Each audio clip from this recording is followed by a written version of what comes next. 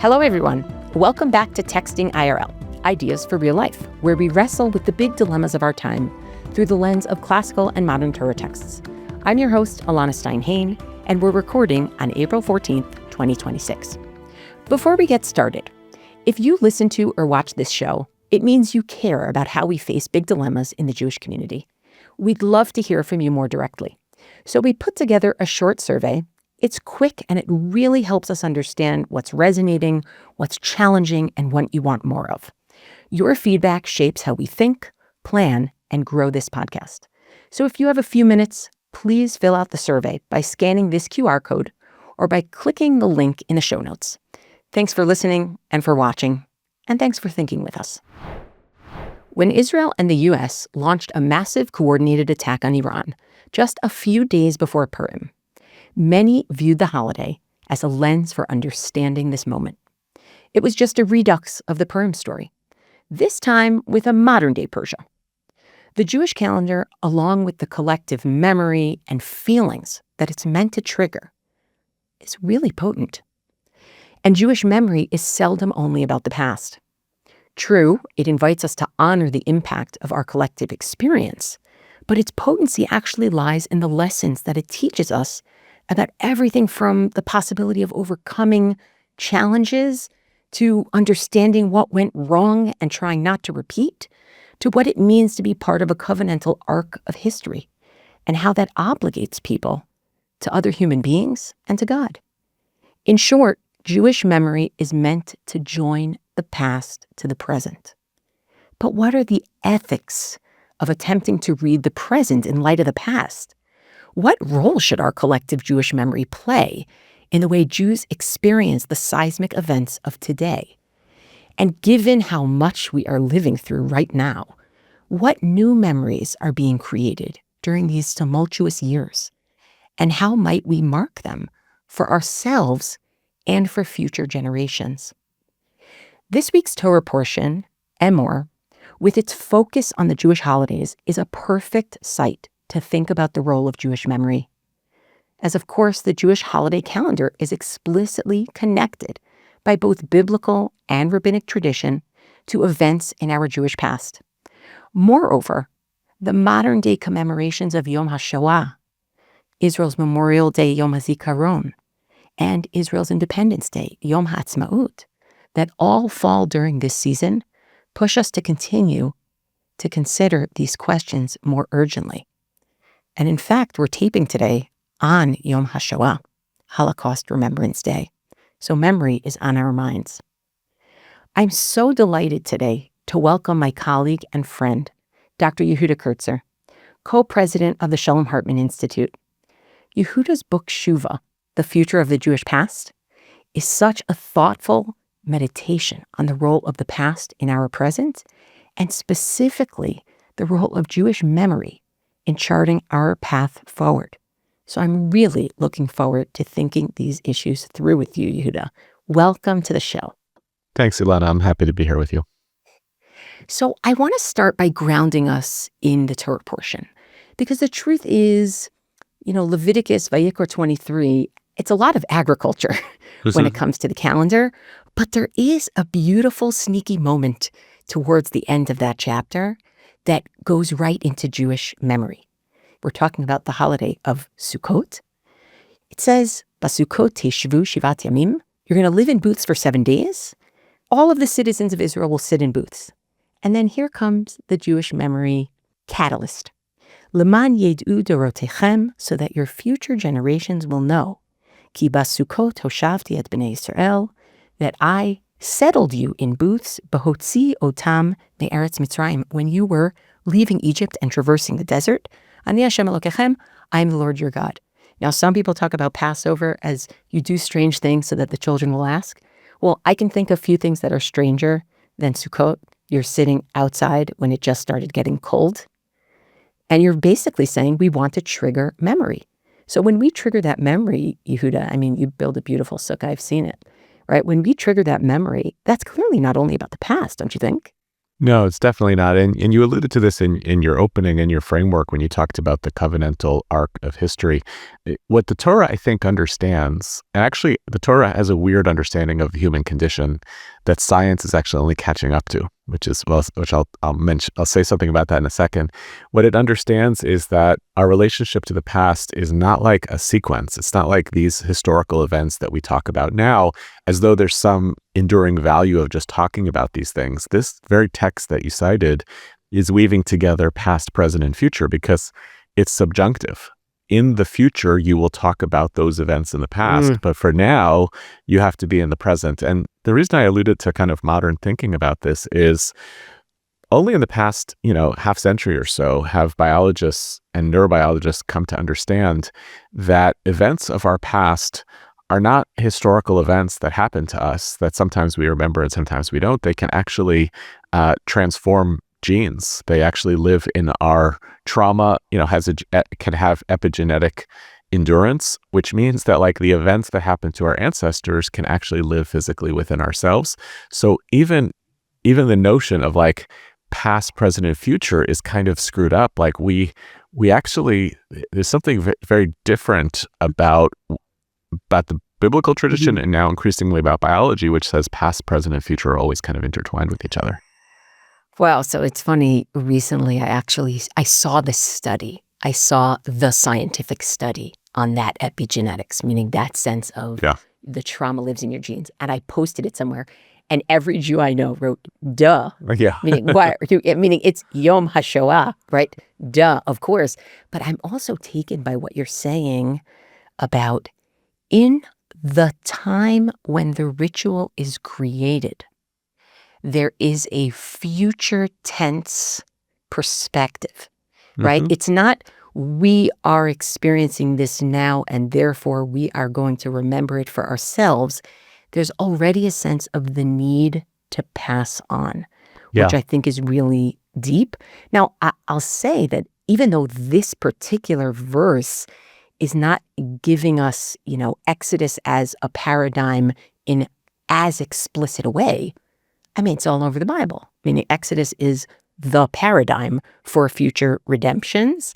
And I think more than that, in rabbinic understanding, and Jacob Neusner, the rabbinics scholar, I don't know if he coined the phrase, but I first heard it or I first read it from him, paradigmatic history, where basically what you have is the same things keep happening over and over again, or something that echoes or rhymes.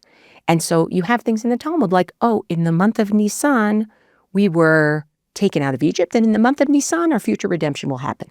Or on the 9th of Av, these 5 things happen throughout history, right? There's a desire to kind of consolidate or create paradigms here. And that's really what I want to talk to you about today, because we got to talk about the ethics of that. It can be incredibly empowering. It can also be incredibly dangerous. So what do you make of it? Yeah, so as you said, Neusner said paradigmatic time. Jonathan Sarna is the one who says all the time, history doesn't repeat itself, but it rhymes.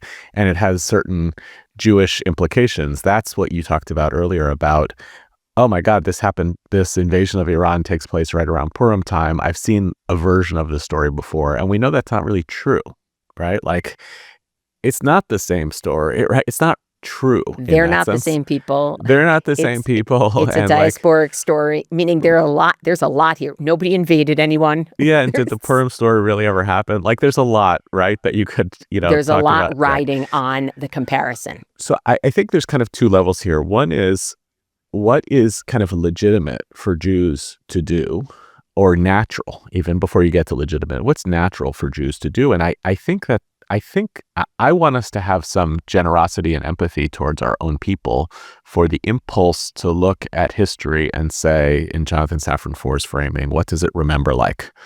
Like I kind of feel like I've seen this before, and it might have been because I heard this story from my grandparents, and it might be because it brings back resonances of Leviticus 22, right? Like, that's okay. That's actually okay. And it's actually a beautiful feature of being Jewish, is that our sense of stability is rooted in a kind of continuity with the past. We feel tethered to our family, our history, our story, our tradition through those memories. And I wrote about this in the week after October 7th with some ambivalence, because right after October 7th, you heard all of this language of pogrom.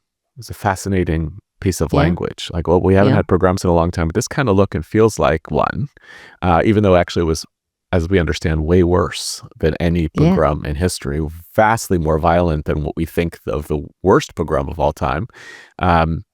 And of course, people came to attack that, which we can talk about, of like, don't make analogies between those pogroms and this for very important reasons. But I felt it was important to say, before you say don't do it, try to understand why Jews have that impulse to see a relationship to the past and the present. Validate that helps us feel like we're in a big story. And then you can engage with the question of what's different and what's the same, because you don't want to allow that impulse to see your present and the past to then dictate what the future looks like. And our colleague Yossi Klein Halevi was very insistent on this, very cautious. Like, the minute you start talking about this really as a pogrom, you miss out on the main difference between then and now, which is in Jewish every other period sovereignty. of Jewish history, there was no October 8th. You have no army that's capable of responding. So that's the caution. But there is some validity to just the impulse, the interpretive impulse that gives us a sense of security in who we are as a people. Yeah, it's a funny thing, because when we talk about remembering tragedy, it feels different to me than when we talk about remembering success. Yeah. Meaning, I think they both carry the danger of doing things that are making decisions that are really faulty, because you're just working with some sort of inevitable framework. That's right.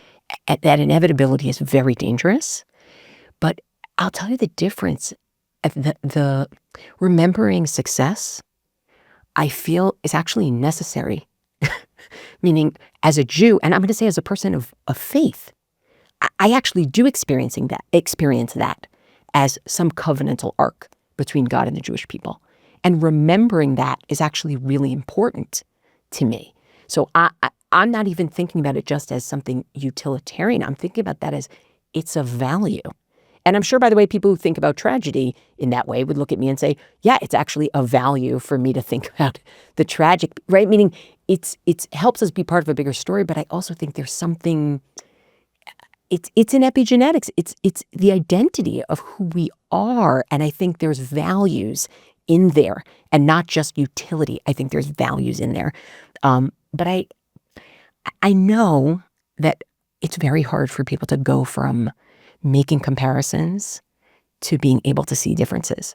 And so I want to look at a couple of examples in Tanakh, in the Bible, where that Exodus story, which becomes such a paradigm for everything else, actually gets a little bit slowed down.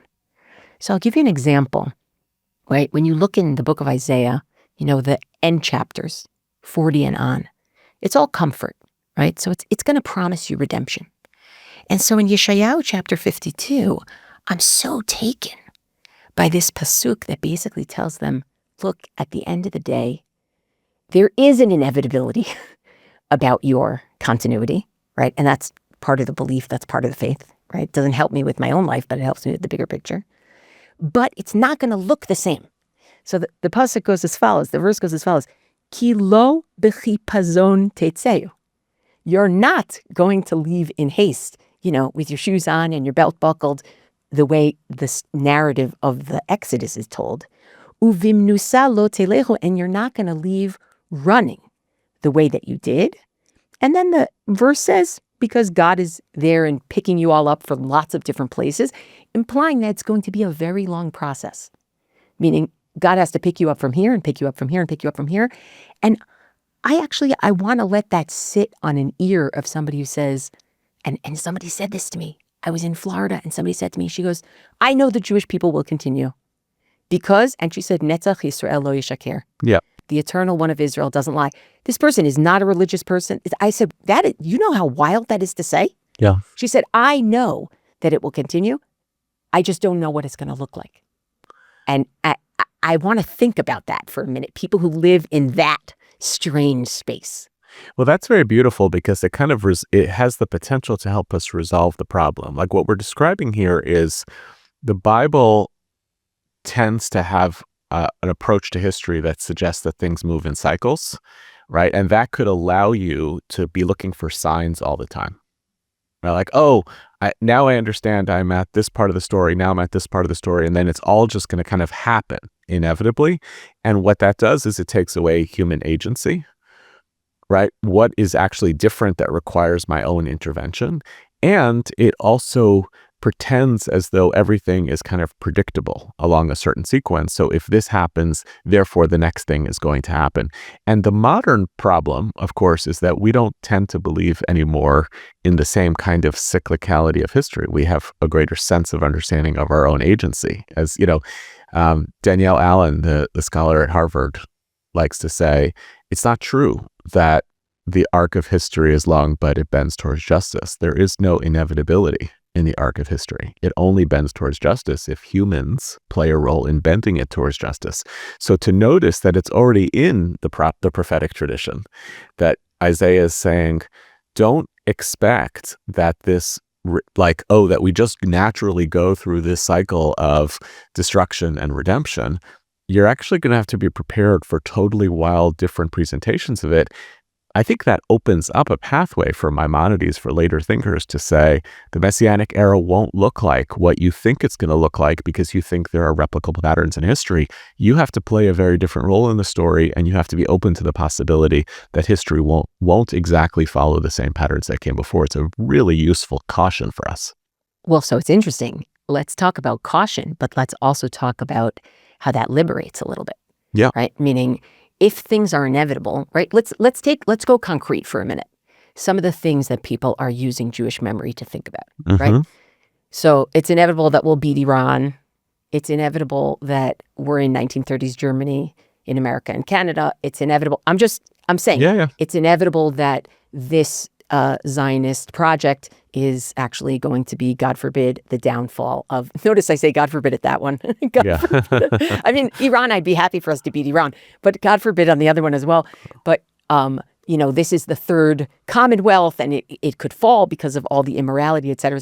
The inevitability of that is so, you actually have to be liberated from that in order to make responsible choices, right? Like otherwise, just go home, go to sleep.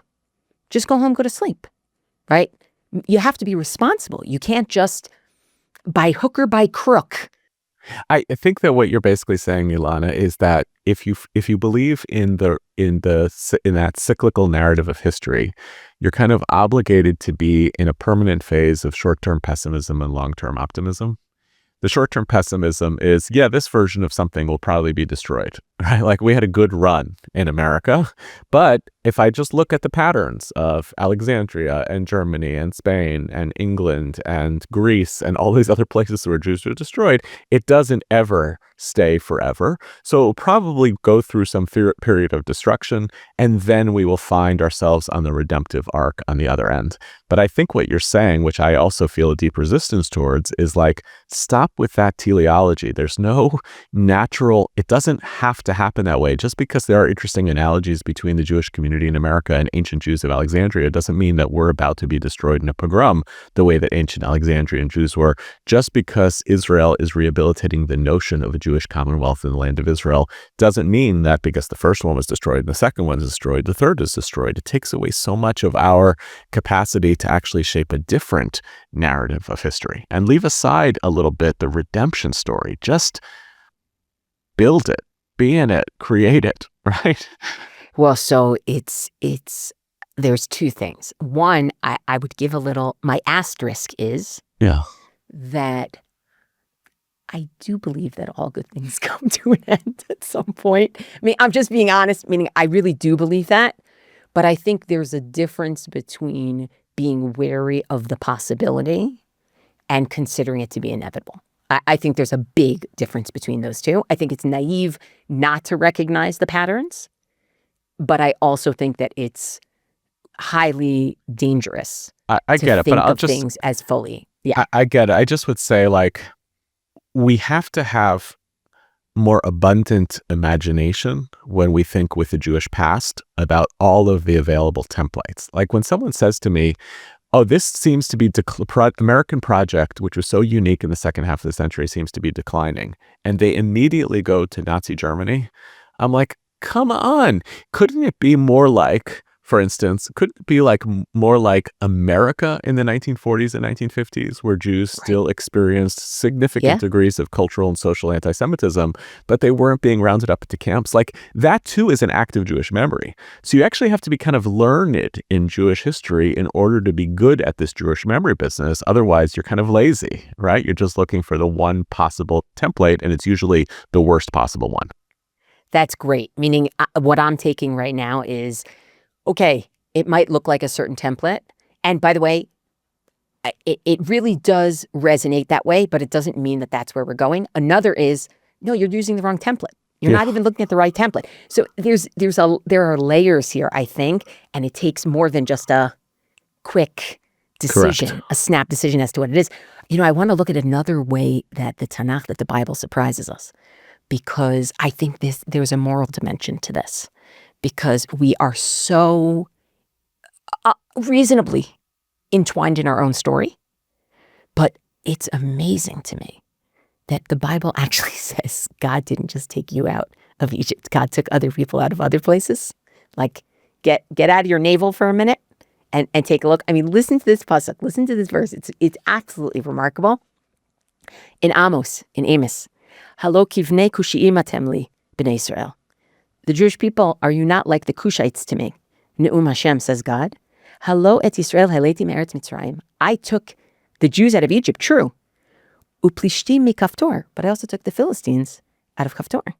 V'aram mikir, I also took the Arameans out of Kir. And of course, by the way, the commentaries go wild. Some of the commentaries, they're like, no. What it's really saying is, did I take the Philistines out of Kaftor the way that I took you out of Egypt? No. But the plain reading of the verse is, hey, I'm God. I can do it all. And I care about everyone's story. I care about all the stories. You should care about the different stories. Yeah. Right? I think it's even bigger than that, Elana, right? The most we are supposed to claim, even as a people that sees itself as God's chosen people, is that we are playing a particular role in history as part of God's much larger theological plan for the cosmos. And that it only happens that way because it doesn't really work to have a universal plan. So I'm going to focus on the particular narrative of this people to achieve something larger. But God reminds us all over the place. This is one example. In Isaiah, God reminds us of this. You're an arrow in my quiver. You're not the whole thing. You're my functional tool. The book of Jonah reminds us of this. God has a bigger plan. So the fear here is of a certain kind of narcissism. The Jewish people become so convinced that the entire story of history revolves around our experience. And these are useful reminders of like, why didn't the aperture see the bigger story? Like, and become, and I know you think about this all the time, religious Zionism can fall into this trap of like, whole world's story of redemption is about us. And you're right to say, that will narrow your point of view to just your version of a story, and everyone else gets left behind in the dust. And that's so clearly not what the Torah imagines about the salvation of Israel. Correct. We've spoken so much about how people use memory now and how they should or shouldn't use memory now. Can we talk for a minute about the kinds of memories we're creating now? Yeah. There's a lot to capture right now. And we can name the dates. We can name the 10/7. We can name when the hostages came home. We can name all these things. What do you think about memory making, creating, some ritualizing, canonizing for the future? What do you think about that? Yeah, as we're in memory season. Yeah, memory season. I have such deep ambivalences about it. I on one hand, those who don't ritualize the past, even as it's happening, lose the long-term battle. Like, Hanukkah wasn't inevitable. Some people decided early on they were going to turn it into a religious holiday and attach those symbols and the blessings to it, and they won. And what would we be without it? So on one hand, I understand that it's a contest in real time. Who's going to create the right ritual that all of us are going to then use? And that's going to be the canonical meaning. On the other hand, this happened right in front of us. How do you pretend that something can immediately get transformed from trauma, personal experience, and history, which still has living consequences? We're still fighting the same war, and then turn it into having some sort of canonical meaning. So I know it doesn't give that much clarity. I kind of hope that people who are doing the ritualization and the meaning making are doing it with that kind of self-awareness and consciousness, as opposed to a kind of, I need to make a monolithic set of meanings that have all of this loaded consequences. I don't know. I think this stuff is so powerful that we have to be careful around it. Yes, it's dynamite. It's actually dynamite. It's dynamite, yeah. It's funny, it's Yom HaShoah, and on Yom HaShoah, what I often do is I look at microhistories, because you lose in the macro of it. You lose the micro. You lose the same way you lose the specificity of this moment. You lose the specificity. And the question of how you recognize something on both a macro level and be able to tell the stories of individuals, I think that's also a big question, because as a Jewish people, we have a lot of micro stories coming out, but I don't think we know yet what the macro is, right? Meaning, so let's tell those micro stories, let's tell those individual stories, but I'm not sure we know what this turning point is going to mean 5, 10, 15 years from now, right? And yeah, you're right. There's a competition in a way, implicit, not anything explicit that people are doing, but to try to figure out, we need to hold it. We need a container. Leman yedu dorotechem, so that your generations will know. Everybody thinks in future tense, right? When you've survived something, that's the way you want to think. Yeah, although when you go back to the text that we started with, we don't say so that generations later will remember that your Uncle Marvin sat in a sukkah. They talk about the collective experience. In others, we do distill from the individual to the collective, and I think that that's inevitable, right? We are in a contest. We have been for 78 years, 80 years, whatever it is, about the Shoah, of whether the dominant moral lesson of the Shoah is don't be a victim, don't be a perpetrator, or don't be a bystander. And the answer is, of course, all of those. But we're dumb, so we fight about those differences. And I admire what you're asking us to do, which is to not fully collectivize the story by thinking more about like particular individual experiences, but we're in it. And that's going to be the story of the people of Israel. Correct. We're going to have both, but I want it to exist on both levels. I think this is a great place to end with "We are dumb." We're going to end there. I truly appreciate this is the pull quote from today. But in all seriousness, thank you so much for joining me today, Yehuda. I mean, you're making the day that we're recording so much more meaningful for me individually as a person. And I think you're giving people a lot to think about that doesn't feel just chaotic, and it also doesn't feel inevitable. So it feels like, okay, we can hold this uncertain place and this uncertain space. I'm going to hold it together. Thanks so much. Thank you, Elana.